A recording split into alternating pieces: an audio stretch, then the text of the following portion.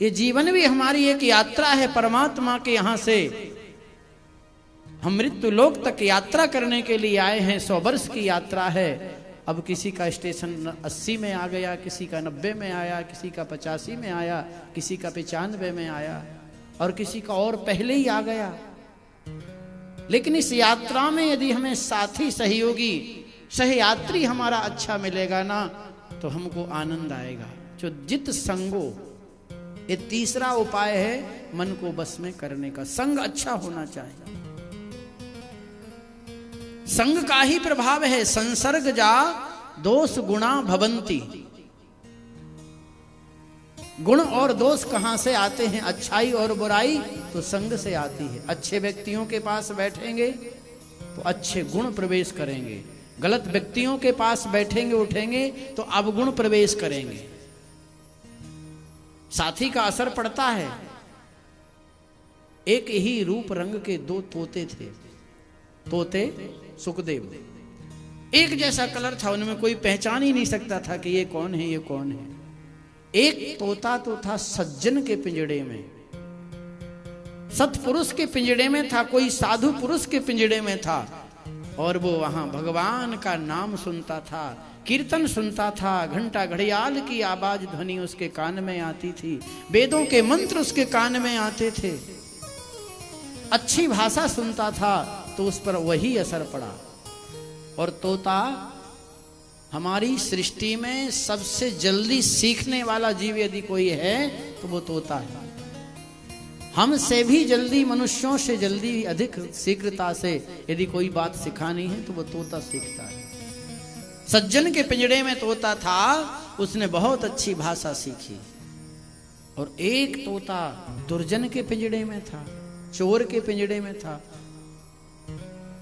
लुटेरे के पिंजड़े में था, तो वो वही भाषा सीख रहा था। एक दिन एक सत्पुरुष भ्रमण करने निकले।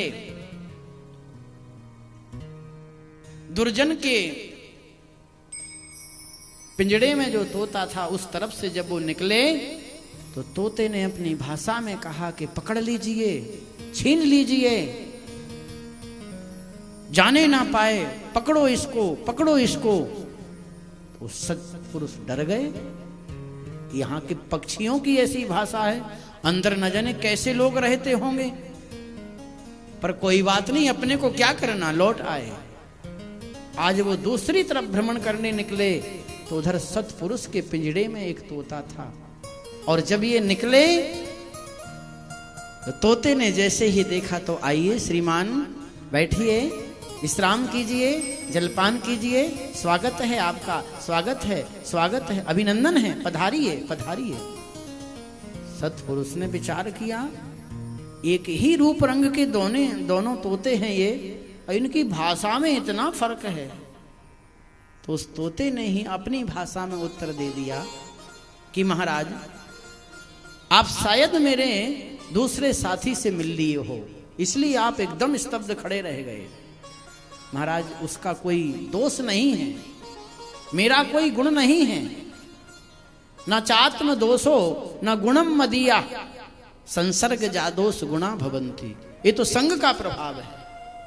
तो इसलिए जित संगो, संग जीवन में अच्छा होना चाहिए, इससे भी मन बस में होता है। कोई भी किसी प्रकार की कोई समस्या आपके साथ में नहीं है ना, तो आपका मन लगेगा भजन में। और अगर पारिवारिक, सामाजिक, आर्थिक, राजनीतिक कोई भी समस्या आपके दिमाग में है तो मन लगेगा ही नहीं भजन में। तो तीसरा उपाय है जित संगो, और चौथा उपाय है जितेंद्रिय, इंद्रिय जित रहना, खान पान पवित्र रखना। इंद्रिय जित का मतलब खान पान पवित्र हो।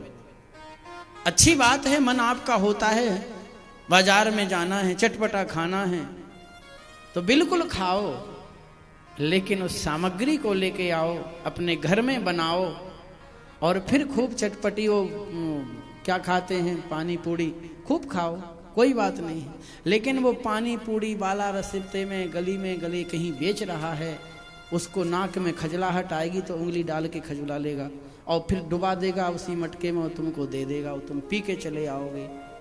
बीमारी को निमंत्रण दे आओगे कि तुम हमारे घर आना, वो उसके पास शुद्धिकरण नहीं है। लघुशंका बाथरूम जाएगा और उसी से अपने सामान बेचने वाले सामान को छू करके आपको दे देगा। स्वाद तो बहुत अच्छा लगेगा उसका, लेकिन उससे रोग पैदा होगा। आहारे जायते व्याधि, व्याधि माने बीमारी। कहां से आती है? भोजन से आती है। जैसा अन्न खाते हैं वैसा मन बनता है। अच्छा साफ सुथरा भोजन करेंगे तो हमारा मन भी पवित्र होगा,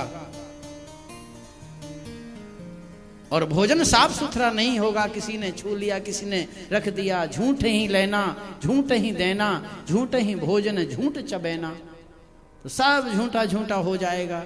वो तुम्हारे दोने में भी रख देता है, उसके दोने में भी रख देता है, एक दूसरे का स्पर्श होता रहता है। इससे बीमारियां प्रवेश कर जाती हैं। हमारे शास्त्रों में बहुत बड़े बड़े समाधान बताए हैं।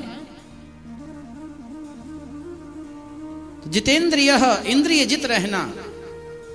और भी इंद्रिय जित के कई उदाहरण हैं। इंद्रियों को बस में रखना।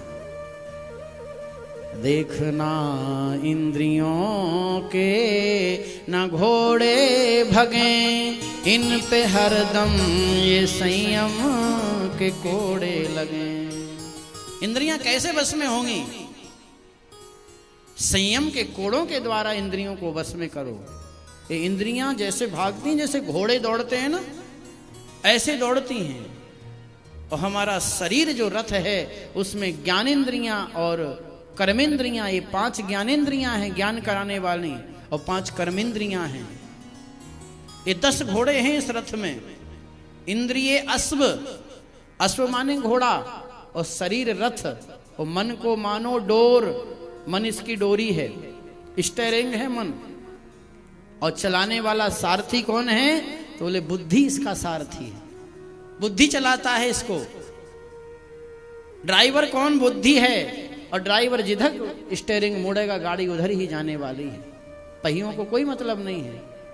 पहिया कनेक्ट हैं स्टीयरिंग से, इंद्रियां कनेक्ट हैं मन से, और मन कनेक्ट है किसके पास? बुद्धि के पास।